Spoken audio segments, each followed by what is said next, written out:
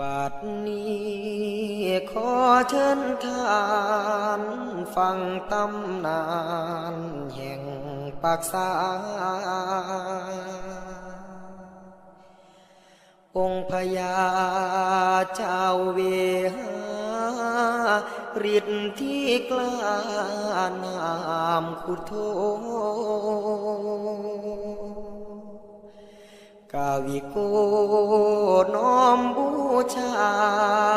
เปล่งคาถาอันทรงบุญอเนกด้วยเดชาคุณพองไพฑูรย์เปล่งบุญญาน้อมเดชาสาธุการ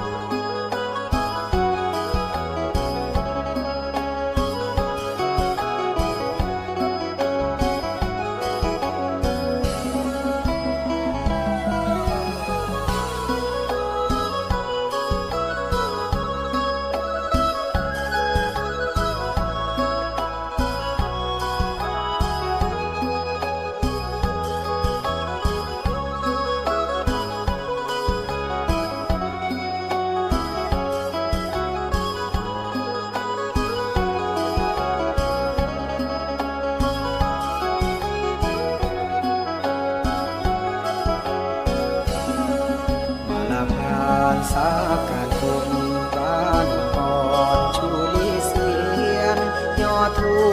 ต่างย่อเทียนบูชาขันวันถานอมบูชาขันวันถานอมยอมของยังสารนังกินปากษากราบละลึกองค์พุทธาเจ้านภาทานยังเจ้านภาทาน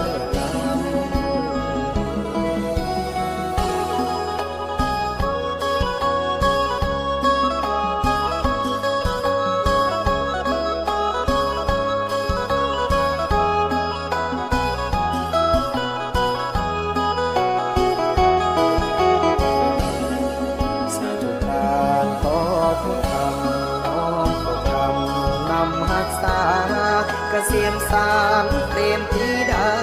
ด้วยวาระอันอุดมด้วยวาระอันอุดมดารงแดนชีอันสดสีเทียมเวหาสาธุชนเปล่งมาจาลูกวอนว่าทรงทองลูกวอนว่าทรงดังทองเงินทองทรัพย์สินจับใจกายแก้วขาขยันตารายกอบค้าขายให้เรื่องลองไม่มัวมองเสียงามไม่มัวมองเสียงามพิชานามพานุภาพสีโรราปราบโกธาด้วยเดชอันศักดา